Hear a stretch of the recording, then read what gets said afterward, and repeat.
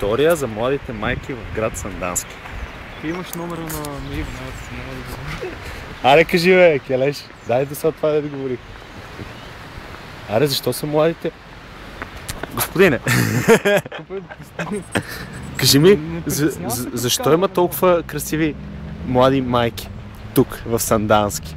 Защото е безработица и една жена трябва да се издържа по някакъв начин. Съответно,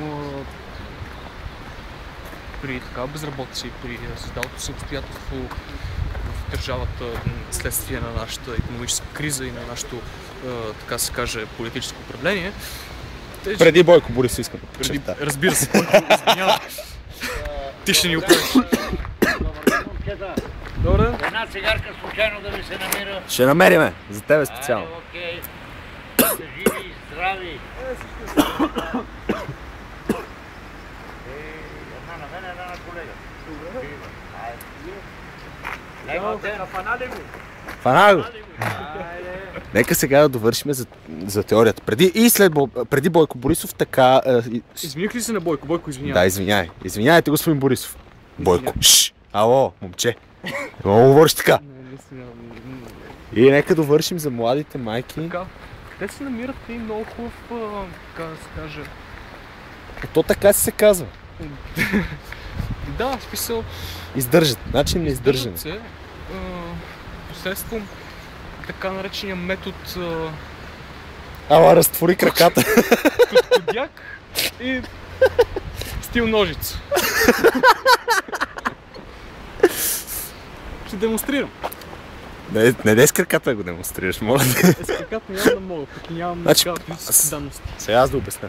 Първо, разтваря веднъж жената краката, след това следва...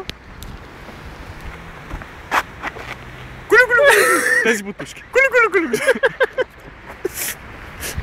След това ги разтваря още веднъж. След това пак следва... Чантичка. След това пръква го едно такова. 3 кг и половина до 4. Под метър. Как под метър? И след това цял живот какво следва, Миро? Чакай само да мият хората. Какво следва после цял живот?